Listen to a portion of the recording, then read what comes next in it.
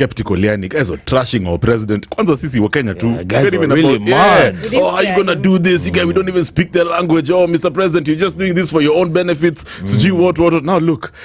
Now I can also fast forward it to this Adani situation. Okay, 30 years they're probably they're going to run this thing if it goes through. But my question is very simple: why would the president work with somebody who has a very tainted image? For example, if you see over here, according to the Hindenburg research, they're saying a short seller, a trading firm that bets against company shares, claimed in January 2023 that the Adani Group had engaged in long-running stock manipulation and accounting fraud that made it the largest con in corporate history. Why would our president work with somebody that has this kind of image, bro? Are you surprised? Let's start with our cabinet. I mean, there was a lot of good people, but you start by choosing the wrong ones first, and you give the ministries. I mean, Kenya with its 50 million people, all the intelligence we have in this country, look at our cabinet. We have a cabinet minister who is Alfred Mutua, telling us that we are going to make a model house in Mombasa that looks like an Arabic house, so that we can take our girls there and train them how to become slaves in Saudi Arabia. And I asked him, do you think our problem is that our girls are not trained how to work with like slaves in Saudi Arabia? No. The people who need a model house is Saudi Arabia. Right. And in that model house, we teach them human rights. And we teach them how to respect our girls. And we teach them that our girls are not objects. And we teach them that they feel pain when they are beaten. So, Mutua, we need to get into your head first. Right. And train you that we don't need a model house in Mombasa to teach our girls how to be slaves to Arabs. We need a model house in Saudi Arabia and Qatar to teach those Qataris how to respect human rights of our girls raised here. I have a daughter, and let me tell you, it's just that I can't walk to Saudi Arabia. If they did that to my daughter, I don't know what would happen to that nation. So this is where we need to get. So the choice of cabinet tells you why he's working with Adani. Right. That he first gets all the wrong people and glorifies them into cabinet. Yeah. And then you start wondering why Kenya is not performing. Right. So these are clearly questionable economic decisions. Nkaira. Yes. I mean, surely there has to be some benefits to this Adani deal. Hata kama ni 30 years, we clearly can't run our own airports. Yeah, if you look at this, the economic moves that our president is making, is there any benefit for Kenyans? You know, the late, great President Kibaki set up something called the Vision 2030 board, and they had a blueprint of what the Kenya of tomorrow is supposed to be. You know, in the 90s, when I first came to Nairobi, Fanya Mambo, maybe around 95 there, Pujo at that time with marshals had a very interesting competition, and the competition was that they take a bunch of young people, right? They give them a piece of pen, a pen and a paper, and then they told them the competition was that I looked into the future, and this is the Pujo that I saw. And then they give the young kids to envision what the next 504. You remember when 504 was kind of like a big car at that particular time, and we were to come up, sketch the Pujo of today. So it was a visionary kind of effort to be able to preempt what the Pujo at that particular time would be like, and that's what the Vision 2030 board did. They looked at the country, the potential that it has in as far as its resources are concerned, the human manpower, and the projects that we can do. That's why we have those landmark projects. You always hear that this road is one of those Vision 2030 roads. And so President Kibaki, after that board came up with all these projects, they had to do the costing, so that they can have an idea of what it takes to be able to execute it. So there's no debate about the need of the country to raise funds and take off some of these landmark projects, which are very, very expensive. So like any other government across the world, there's what you can raise in terms of revenue from the taxes, obviously, but there will always be a gap, because even the US itself, a $21 trillion economy, they still owe almost the similar amount in what they have in terms of debt. You understand? So if the US could almost be at 90% international debt, so all the other countries then deserve to do that. But right. Then the question is that as you do so, then it must be always be working with the interest of the country. Yeah. And I think when you interrogate, what ideally has been said is a proposal, isn't it? They said, yes. They said like there's no contract yet. It's just a proposal that is on the table. Yeah. So, the problem is that, and we were just having on a different show earlier on in the morning, and we were saying, why is it that if it's just a stupid proposal, why should we debate about it? Right. If it's just a paper, you came to the table, you said, I have this idea.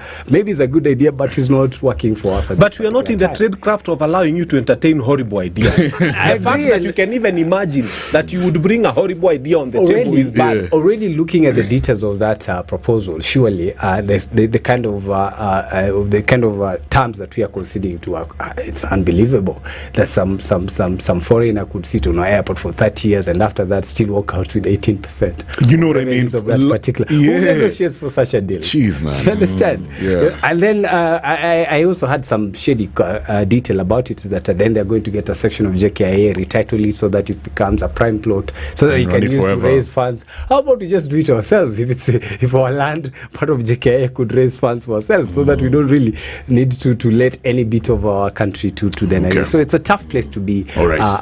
My brother. Yeah. And we've discussed this multiple times with you, and I kept saying that the leadership that comes in, the leaders that we elect are a product of we ourselves. Yeah, so a lot has happened, Fanya Mambo, over the last 1 week. And now shifting gears kidogo to some of the headlines over the last week. We had former acting Inspector General of Police, now Deputy Inspector General of Police, Masengeli, finally availed himself in court. And, we had some reasons that the judge recused himself of the case, and now Masengeli was no longer going to be a convict, as we referred to him.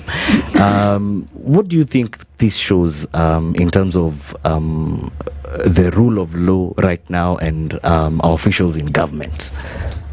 The fish rots from the head. Yes. And I have always said, if the people at the top show disrespect for court orders, first I think I blame the people under Masengeli. I think they didn't tell him it's a court order.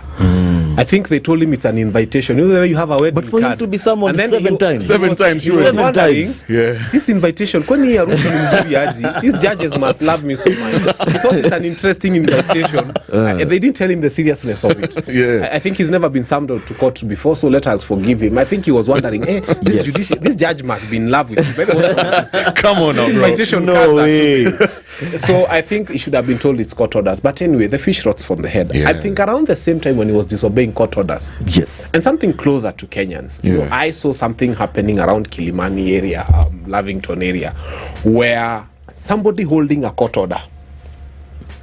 People know Kikao. Very many people have been going to Kikao, so this is something they can relate with. Yes, very well known. And police come armed, and they storm the place, and it is brought down against a court order, with an existing court order saying don't bring down Kikao. Yeah. So it's brought down, and it's impunity.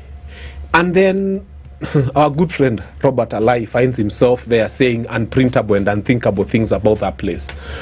What hurts is that sometimes in the height of disobedience of such court orders, families lose livelihoods, businesses are brought down, people tend, and now right now there's nothing happening there, and livelihoods are lost. So we must get to the point where court orders are seen to have the sanctity they are supposed to have. And the example I'm giving of Kikao is not just because of what, it's because that when the IG shows that you cannot respect court orders, then it goes to the OCPDs and the OCS and wherever else. So you'll be coming with a court order saying that you have been told not to interfere with my property. Yes. And people will come in and lock you out. Right now I know about 500 traders and 500 families that have lost livelihoods. So these are the kind of things we are saying. As you work on everything that you do, try as much as possible to respect court orders. Otherwise, we shall have a country where you wake up and say, "Ata mimi stafuata." After all, everybody else is not following. Exactly. But it's a pleasurable thing, because the Chief Justice ended up looking for justice in this country. She was there complaining. I mean, the judiciary they brought to us. I mean, now she's saying they've taken away security of Kenya and everything. So for me, I would say it's a good place to be, because the Chief Justice have realized what kind of government they bequeathed to us when they said wild goose chase, hot air, and all sorts of things. And it's a good time for them to sit and reflect and say, wait a minute. Is this the kind of governance that the Republic needs? Yeah, surely. We don't have to get to those levels where now they say, wait a minute. You know what I mean? Like, sometimes you just sit back and relax and, look at this country and you realize it's not a normal country. But fast forward, the other top story in the country is about the Ruto-Gachagua fallout. Juicy, we saw Gachagua on Citizen TV. He had an interesting interview over there. What do you make of his tone during that interview, bro? Because I'm sure you watched it, Fanya Mambo. Wait a minute. When they were cutting deals and sharing government and deciding who will be what, we were not important. Now that We're not he's got shareholders. problems, we are being told tunapigwa. Yes. Jamii yetu ya mulima, usiguze mulima. Nasikiza ground. I have told Kenyans, Gachahua brought Ruto to us in Mount Kenya. He told us Ruto is good. Our problem is William Ruto as a country, and Kenyans are saying William Ruto must go. So when you tell us that his deputy is good, he's been deputizing his problems. Yeah. When I keep reminding Kenyans, and I don't know why we forget, I am not fighting a deputy president Gachahua, but I keep reminding Kenyans when the first demonstrations were being held. Yeah. You remember it was Deputy President Rigathi Gachagua who used to hold brief with the security and to actually tell the nation to takalia wao. It's true. We lost a lot of young lives. Correct, man. We lost a lot Unfortunately. of So limbs, sad, yeah. and it was unfortunate. Now all of a sudden, Gachagua has become a saint, and we are supposed to pontificate at his feet and support him because he's from the mountain. Kwa Kikuyu sisi usema unamchapa ukimrudisha na nyumbani. Allah. So it's not like we want to fight him to finish him. He's still one of ours. Tunamchapa tukimrudisha na nyumbani. But I'll remind Kenyans, 2027, the clarion call is we are draining the swamp. Yes. We, in fact, ni vizuri wamekuja sasa wanajiita sijui government of broad-based. Whatever is a broad-based collection of the people we don't want so that we shall drain the We'll swamp. get into that draining of the swamp, analogy. But real quick, Nkaira, Yeah. why the hell would the president be at loggerheads with this deputy? You know, Kenya What is going on that we don't know? Kenya is a very interesting place, and I think Deputy President Rigathi Gachagua is not even the first one. You know, remember the history of Kenya when President Jomo came in. You know, See, they say that seat is cast. Yeah, they say it's the vice president. Vice President didn't even last 3 years, and he had to be pushed out. You understand? And when you look at the input that his input, the input that he put in leading to that, to President Jomo becoming president, it was a personal effort. You know, he just made sure this guy comes in. Yeah. Jomo comes out of jail. He's not even a member of parliament. That Jaramogi had to go get one of these MPs from Dia or somewhere in Kiambu there to resign, step aside to pave way for Mzee. Mzee comes in, becomes prime minister, becomes president, and 2 years later they were out, because sometimes people come together for a common goal, and then if that goal is short term and it's achieved, we now are different people and different interests, and things change. President William Ruto needed a tough running mate, somebody that could also back his campaign, so that they are able to really meet the kind of take on the kind of competition they had. They were running against a president. Never mind the candidate was Raila Odinga, but really the people who were interested in that race was President Uhuru Kenyatta. Not even as a person, his personal wealth, he's coming with state, what you call the deep state, as they like to call it. So he needed the likes of Rigathi Gachagua, the kind of people that would have a lose a quarter billion somewhere in account, that you can freeze. You can imagine what it he was very resourceful. If Still you is. are elected as a member of parliament and you're earning a minimum of 1 million shillings a month for 60 months, is 60 million. If you serve 5 terms, is when you will reach the kind of money that Gachagua had in their account. I would imagine, So you needed that, and that goal was achieved. One is president, the other one is deputy president. What's there for to live for? President William Ruto and Rigathi Gachagua share the same characteristics. They are alpha men, they are pushers of men. So that government was never going to work. Yes. But also, as they say in politics, is all about interest. The interests have changed. President William Ruto now is looking at his re-election like any other politician, and he has to rework his thing out. He has looked at the region. But that doesn't it make it? Isn't it easy? Isn't it logical? Isn't it the right thing to have Gachagua in your team? If you already go to the presidency and you can trust he's going to get in the presidency, especially having the central at his back, so if you're talking about interest, it will be it will be the president's interest. It's in his interest to have Gachagua in his pocket, because this guy is coming with a chunk of votes, man. So I don't understand what the problem is. Maybe you're forgetting how even Gachagua came into play. Before that, even the people of Mount Kenya, and particularly the elected leaders of Mount Kenya, were even given a chance to vote who they wanted to be this particular president. I understand, but the ground were in preference of Gachagua, regardless of this. Because he's a raw campaigner, and that just shows you what the president needs to prepare for, because Gachagua is coming in with all the arsenals that any politician comes in. We're just looking at the amount that you need. Remember the last time I was here, I was telling you for a decent campaign, a presidential campaign, I told you we need like 10 million a constituency, so 290 constituencies, 2.9 billion.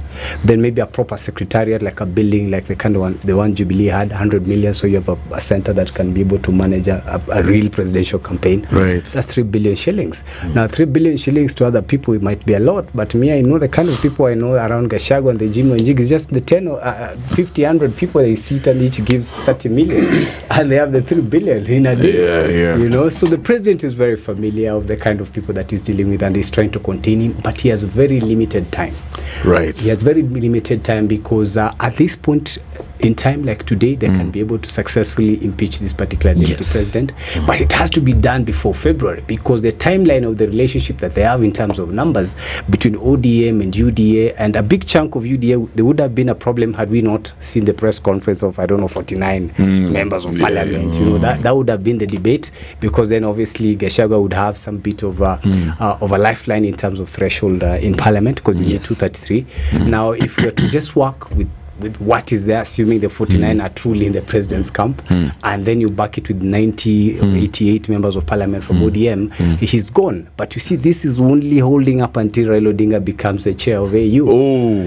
If they don't do it by February, you know, the relationship is over, because ODM has a presidential campaign. I can confirm it. Hold it right there. We'll touch on that. Actually, before you jump in there, 10. Guys, if you're just joining us right now, we are so fired up because we're talking about the Ruto-Gachagua fallout. And of course, we have George Nkaira as a political analyst and a lawyer, as well as Fanya Mambo, a lawyer, political analyst. It's of course, well, you can stream live this conversation www.spicefm.co.ke. 10. Same situation, Ruto-Gachagua situation. Looking at his approach right about now, one can say that this has just not begun. We had a few weeks before where he was going through the same, and he had a different approach seemingly on how to deal with this. He had this kind of approach where he wanted to talk to the president behind the scenes and try and be very cordial with him behind the scenes. What do you think now informs his vocalness right now, that he's even able to do this in public and talk about the president? There's a timeline. Oscar Sudi said 2 weeks. Today I sat with Zahir on a show, and he said on live national TV that 3 weeks at most. They're impeaching him. This guy is going home. Do you believe him though? Yes, I will. Is this going to happen? They're going to impeach him. Proceed. And if I was Deputy President Rigathi Gachagua, I would fight on to the last minute. And then on the day of the impeachment, don't let them vote. When they start saying 1, 2, you resign. You know, I've seen people say he's going to resign. If they impeach you, then you become Waititu. Then you become Sonko. The only seat you can run for is that one, Kaketo Deep Master or something. What? So for him, the best thing to do is let the threat get to its last legs. And wait for parliament. And if there will be round 1 and 2, wait for round 1 to go. When they're about to start round 2 in the middle, just now call a press conference. You actually take away the attention from parliament and resign before they impeach you. Because if they impeach him, but again, do I want Rigathi Gachagua to succeed? Please don't listen to my advice. Just wait, get impeached. Because some of the leaders that we don't want in this country, to be honest, we don't want Ruto. We also don't want Rigathi Gachagua. And na wale watanipiga wanipige tu. We also don't need Baba right now. It's true. This technically, he's done. New leadership. Absolutely. And for me, from where I sit, the only reason we are supporting Gachagua and cheering him on, you know, some of us were really prepared to fight a very strong Kenya Kwanza administration. But right now they are fighting inside their house. Why do you want to interfere with that? They are weakening themselves. Watch out, I saw this coming. Because it's reducing the amount of work we have to do. It was a matter of if. But then now guys over me are just chilling. It's like a movie. But let me ask you something, Fanya Mambo. You mentioned Gachagua. Okay. Let me not rephrase you. Let me just ask you a legitimate question. He keeps on talking about how he knows the ground. And I consult the ground. He also says the ground is his first boss. Who should he owe allegiance to in this particular very undecisive moment of his? The president? I'm at the ground. Should you be going to, look for some sort of remorse from the president? I'm at the ground. I mean, we saw whatever happened at Mirkiti. What he needed to do. The ground was really exciting. And Githurai as well yesterday. The problem is, he's speaking to the ground in the wrong language. If I was Gachagua, when you go to Githurai, you tell the people of Githurai, nyinyi mulituma MP wenyu ani impeach. Na mbona ako pande ile hayuko pande. See, that's what he's been saying. So when you go around making life horrible for all the members of parliament, the 48 first, and making their ground hostile to themselves and telling them weekend mutakubali ya kuja kura nyama huku, ukiona gari yake mutamsalimia. When you start saying such things, what you do is now you take away President William Ruto's battalion in parliament, because these people will be like, yes, I will vote for his impeachment, but I'll never step in my constituency until 2027. Basically, when you make that message very clear, and you start intimidating the members of parliament, he can win the battle in parliament. But right now, what he's doing, he's telling the ground the wrong message, because you're telling people whose only weapon right now is either a stone on the road or the ballot in 2027. And that's not going to save him. So he needs to find a way to twist and intimidate the members of parliament into even fearing. Anaenda kuvota anasema hii ni kieka. Ground like now, I'm from Dagorety's house. And if there's an MP who has a problem in this country, he's my MP KJ. Absolutely. Because of Photoshop. And the people will not forget. That one. The internet never forgets. His political or whatever has been sealed. So I tell people, find a way, if Gachahua was listening to the right people, find a way to blackmail those MPs in the next 14 days, and he can do it. Nkaira, there's something the deputy president has been very vocal about, saying that he has been elected by the people with the president. Are we as Kenyans maybe overlooking the fact that if the deputy president is supposed to be impeached, then it's supposed to be a whole government affair with the president as well? Absolutely. In countries where there's law and order and leaders and people, particularly the taxpayers, hold their leaders into account. That's what it means. It's an impeachment of the whole system, because the president wasn't just elected alone, he was elected by somebody. If Rigathi Gachagua, the deputy president, Rigathi Gachagua has failed, then it means the government has failed as well. That's what happens in structured countries where there's law and order. But you see, we're in a country which is still a growing This is Kenya. You know, the UK, they've had almost 5 prime ministers in the last 5 years with no single demos, and most of those leaders, none of them was impeached. I know you guys. Just a policy decision that they made this decision that Linda Mama, which was quite very interesting. For example, Linda Mama is no longer a good program. I'm going to stall it, and yet the public doesn't agree. They say I resign from the office. You know, that's what happens in structured countries. But we're in a country where we're still a developing nation. You know, in terms of democracy.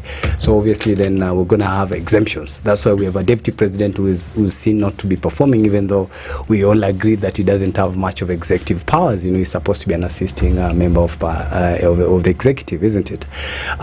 This is very interesting because just to touch on what Fanya Mambo was saying as far as the impeachment of the deputy president is concerned, you know, first of all, this deputy president is where this president was as a deputy president. He doesn't have parliament. With ODM as part of government, he doesn't have parliament. And that impeachment 233 can be locked in any time. There are very many members of parliament, particularly of ODM, as you mentioned, who do not agree with the kind of coalition that the president and the former prime minister have arranged themselves in, but obviously it's in the interest of the party leader because of what he's pursuing at this particular time, and it has a lifeline.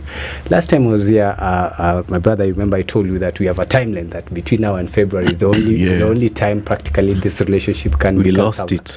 Well, that timeline really gone. Rigathi Gachagua cannot afford to face impeachment. Because if he gets legally impeached and the process goes through, then he ceases to be a public servant for good.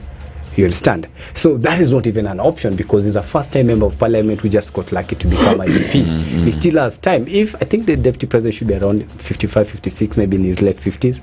You understand? So he could do another proper 20 years in the context of our politics, because most of these other folks are now in their late 70s. You know, ODM has a new party leader who's 78. And I was telling my friend Babu, you know, I was telling Babu that, you know, brother, there is no room for youngsters in this party anymore, because if the wisdom of our party leader of ODM is that another 78-year-old Nyongo is the one to take us across the bridge. You get the irony. Obviously, there's no window for that. So Deputy President Rigathi Gachagua now can only survive with the numbers. As you speak, he has to go back to the people to build his political capital. Okay. And I think his advisors would do exactly what Fanya Mambo is saying. saying is that not to allow a full process to go through, so that then it can be challenged in any court, because the process of impeachment is very clear, where you bring in the issues and then it goes through the parliamentary process, and there's even a window where you come in and defend yourself. Yes. So for as long as you don't take part of that, then that process didn't happen. It gives him room for him to be able to survive. Point made right there, my brother George Nkaira. Now, Fanya Mambo, Gachahua is saying that Uhuru is the kingpin, and he keeps on rephrasing this thing. What is he getting at politically? No, he's gotten to a place he listens. As he says, he listens to the ground. The ground is thirsty for Uhuru Kenyatta. There's something I'm actually doing in courts to disentangle Uhuru Kenyatta from the shackles that he has. Very soon you'll see the petition. Okay. I mean, look at Barack Obama. Barack Obama is busy campaigning for a candidate of his choice. Yeah. Even George Bush, you wake up, even Clinton, if he wants, can wake up and campaign for a candidate of his choice. He has. What is this retired president's benefit act that stops Uhuru Kenyatta from campaigning from the person he wants? Baka unaambua tukifanya siasa is like you've become a demon in this country. We are not going to allow. We have to disentangle him from that. And that presidential retirement benefits has to be declared unconstitutional, because it's holding our president, former president, from exercising his democratic rights as a human being. So once that is done, let me tell you, if Uhuru Kenyatta today was to say, nataka mukutano Kasarani kesho, I am telling you, the people of the mountain would spend the night walking to Kasarani. He would find it so full, he would not have a place. Really? The mountain is thirsty for Uhuru. Yeah. Because they've realized they made huge, grave mistakes. Okay. And they've realized that this guy meant well for them. And they've realized that he allowed them to see their own mistake without interfering. Mbuzi zimeibiwa. A lot has happened, even people promising to urinate at his gate. Like somebody has a monopoly of urination. Some of these things. So all are things. And then the president, Uhuru Kenyatta, keeps quiet. So Rigathi has gotten to a point where every time he's about to do this, is about nobody has ever united the mountain the way Uhuru has. I agree. 2013, he was voted for phenomenally. Kikuyus don't follow people that religiously. 2017, it was crazy. They voted twice for him. And it was phenomenal to the letter. Baka wanatoa wagonjwa kwa hospitali. Yes. Nobody has ever done that to Kikuyus. It was like demonic, almost like it's unbelievable. God-like. So it's gotten to a place where people have discovered the charisma Uhuru had, he still has. The anointing he had, he still has. That man is king. You cannot take it away from him. You can tap from him, but you can't take it away. So, it's an interesting strategy by there for Rigathi to keep on saying, who is the king, has a perception effect, an impact when it comes to the ground. 10, take it away. Yes. One good thing about this show is that we really allowed to speculate. And one thing that has been spoken about over the weekend is that out there, this could be a diversion for whatever has been happening. Serious issues. Yeah, especially because now you do realize after this whole Rigathi and Ruto thing, guys are no longer talking about the likes of Morara, Nkaira. Yeah. Do you think this is really a diversion for a long con? I was with Morara with Trevor on the show on the other side, and we're just looking at the prospects of the coming election. This current president has a new opponent in the name of the Kenyan taxpayers, and largely they're going to be young and fresh, so largely what you call the millennials, 27 and below. We're talking about 29% of that.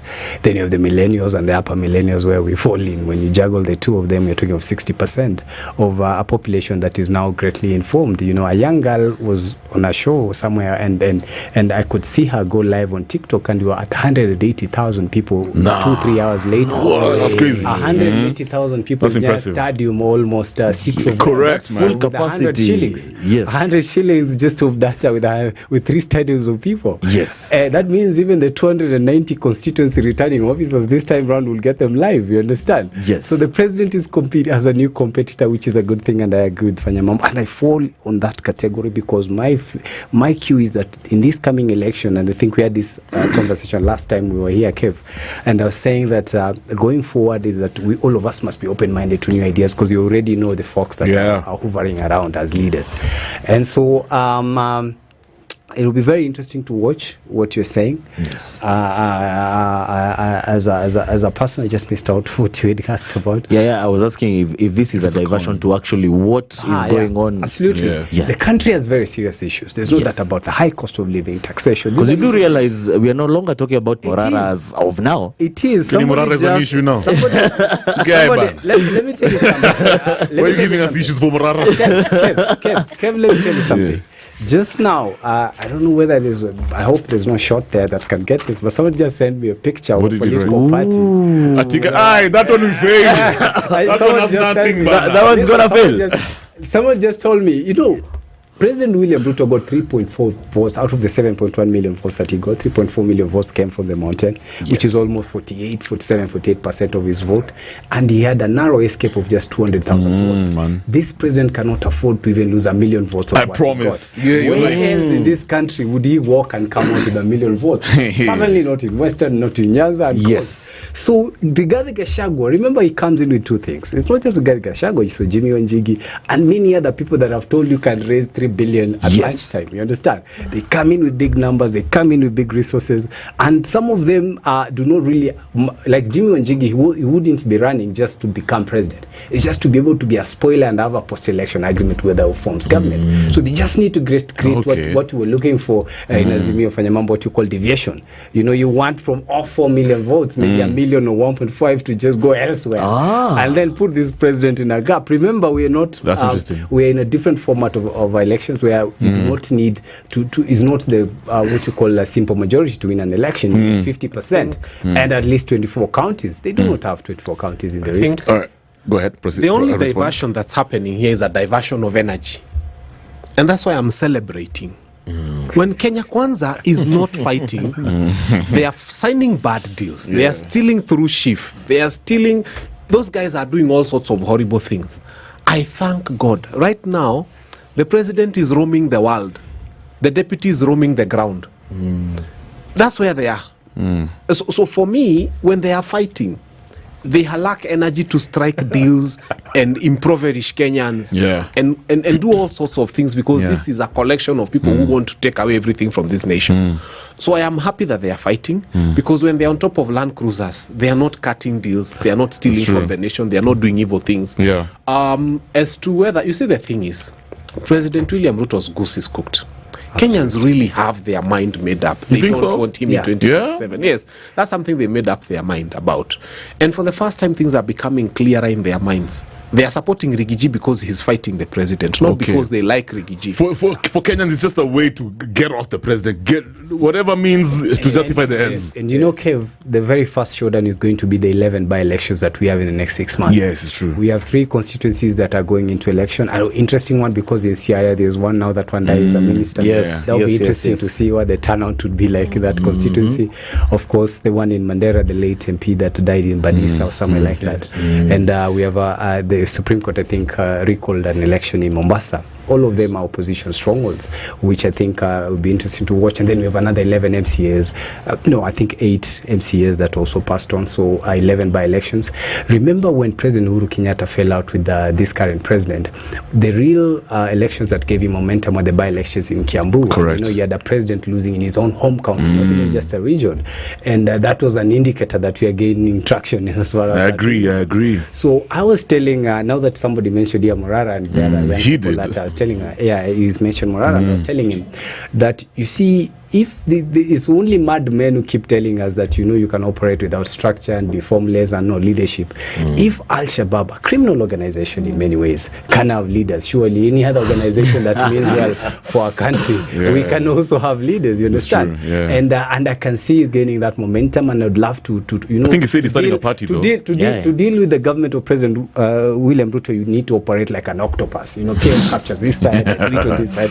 So until you're able to choke such an entity. Otherwise, you can't take him as a person. So it will be very interesting to watch how that goes. Right. But that election, the by-elections, will be the first indicator where the people are. I agree. Because we are talking about elected leaders, and it happened in the mountain, and the elected leaders lost all of them, those who were operating with the president, because the wave was too strong. I agree. Now, I see we're about to wrap up. Corazon, did you have a question? I think I've been following keenly in the conversations, and I think for Fanya Mambo, I have this question for you. Can we confidently say that Ruto is behind rallying for Gachagua's impeachment? And if so, what is his end game? I'll tell you this.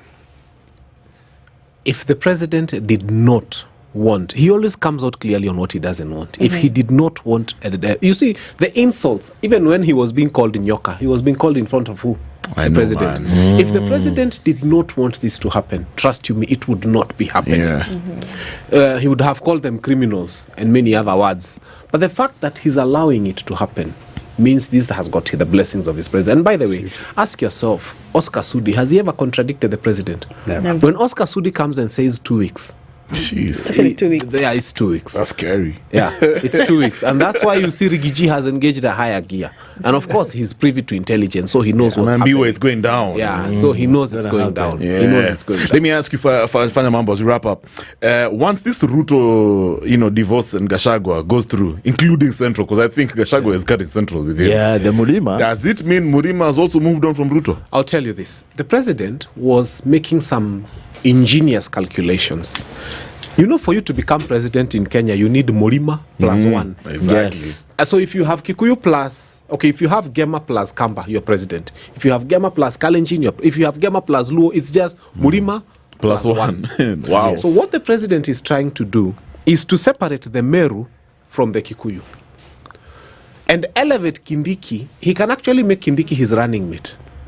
So that there is no Murima. So that we just have the Kikuyus as a separate entity and the Meru 2 million votes as a separate entity. Because Murima plus one equals presidency. However, he's failed. And the reason I'll say he's failed is because some of us you've been seeing on TVs are going to phase 2. And phase 2 is that the Fanya Mambos of this world are coming out. Oh, yes. Yeah, correct. And we are going on Land Cruiser tops. Hata hatuna Land Cruiser, tuko na Nissan March. We are going on Nissan March. And we are going into the market. That's even a better story. Yes. And we shall be talking to people and we shall be telling them, for the first time, we are draining the swamp. So the president was thinking that you have Joho, so you have Coast. You brought with Nani, this guy, the Oparanya, you have Western, and so on and so forth. And then the young people are saying, what made people think that we are so foolish that all of us as Kikuyus have to think the same way? Correct. All of us as Luyas have to think the same way. So what we are going to do is we will let them make those tribal formations, and then we'll surprise them at the ballot. All right. Nkaira, looking at a flashback to about 2 months ago, and in contrast of what is happening right about now, we have the Gen Z revolution, quote unquote, and we suddenly as Kenyans start having this narrative of maybe we're getting into the season of where we'll have politics that are not based on tribal lines. But now fast forward to the moment right about now. We are busy talking about Mulima, we are talking about the rift, what one needs plus another. Do you think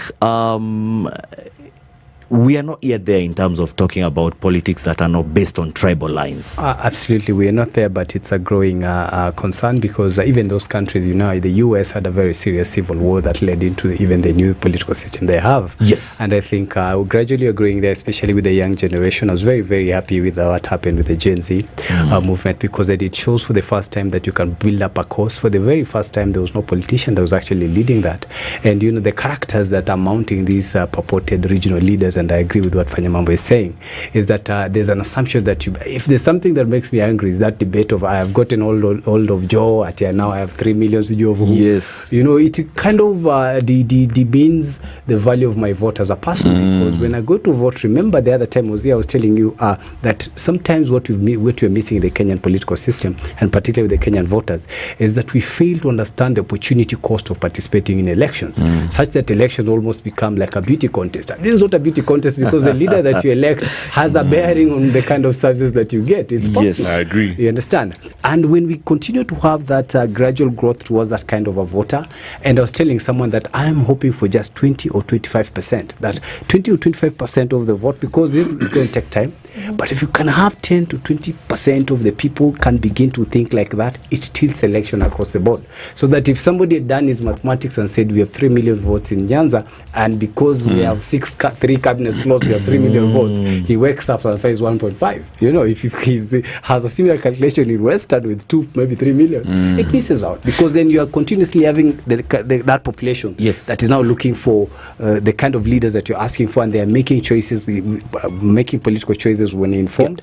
I think we can gradually get. But given that the youth make the better percentage of voters coming election, doesn't that mean we might actually see some change come 2027? We are going to see that, and not just in the 2027 election. I'm telling you, Kev, we must put an eye. And this president and maybe the government and the regime is delaying the process of putting up the IBC, because not just those by-elections, Fanya Mambo, there's a bunch of constituencies that are planning for recalls. We want to test the signatures are ready. Absolutely. But legally they have to do 2 years, so most of them have now clocked 2 years, I think, by August, because they were sworn in, must be second week of August or something like that. For a recall, you have to at least do 2 years. So we are right there, but you see, you need the IBC up and running, because then at least so that we can at least mount a recall process. We're going to start even in my constituency. But IBC is running, bro. No, but even if you don't have commissioners, it's still functional. But you see, it's still what do you call it? It's a skeleton. They can't hold elections. They can't do elections. So and they might stall that process for a while, because the test ground for what you're saying about 2027 is going to be the by-elections, and possibly if we can have a successful recall. Corazon, let's wrap up. As I wrap up, I think for Fanya Mambo as well, I think I've heard you speak passionately about this entire process. I want to know what drives you and what inspires you. Thank you. My prize is good governance. I told you, by the time we get to where we are, you've heard of people saying they were called. I have been called. I won't say by who. I've heard of people saying they've received offer. We've received offers. No, listen, we've received offers. Nice. I'd be a rich boy now if I wanted to. We have been threatened. We know how Subarus look like. So it's been the whole 9 years. But for me, what motivates me, I mean, my prize is good governance. I take pride in telling Kenyans I drive a Nissan March, and it's true. And it's because I am happy to know that I can sleep like a baby. I don't owe anything and anyone anything. That's where I am. It's a mode of transporting. So, and this is what we need. That someone comes and tells me, Fanya Mambo will give you a Prado, will give you some money, stop fighting. And I'm like, listen, boss, who told you I need those big wheels? Exactly. I'm okay as I am. So what motivates me is a need to see good governance in this country. All right. Because when one idiot steals $1 billion like that, or like you hear 15 billion overnight, it takes away the rights and livelihoods of so many people to medical care, to a good bed, to so many things. So just give to Wananchi what belongs to them. All right. Yeah. Thank you so much, guys. Gentlemen, it's been real. George Nkaira, lawyer, political analyst. Even you have plans for 2027? Absolutely. I mean, I'm going for the governor of Kakamega. Bro. All the very best. I hope they had it first here. Absolutely. Maybe I mentioned another show a little bit. Nice. That's what you're working on. Good stuff. Good stuff. We can make a difference there. All the very best. ODM? Absolutely. You're not leaderless. Hopefully. You're not leaderless. Western is undergoing some very interesting I can imagine, man. So, thank you so much. Fanya Mambo as well. Karibu sana. Always a pleasure, you guys. But these conversations Maybe endelea. 2027 nasikiza tu. Unasikiza ground. Napigiangwa simu. I know where you're going. Na watu wa Dagoretti South wananiambianga, unajua kiti MP kwa vacant. Naambia mkoshua mtanipea. So nawasikiza. Nice. Umesikiza ground like Gachahua. Na nangoja tu watu wa Dagoretti South wataamua kama that's the direction they want us to go. Nice. But really it's about servanthood. If they want me to serve, I will serve. If they decide they want to choose another person to disappoint them, really the votes are there. Exactly. All right, thank you so much, guys. In the next hour, we are going to have a light conversation. Of course, we're still going to cruise the internet. There's a mix, after hours mix coming through, courtesy of the brother over here, DJ 10, and then Corazon is still on the cruise in the internet. Man, what are we talking about? Any vibes? I have serious vibes.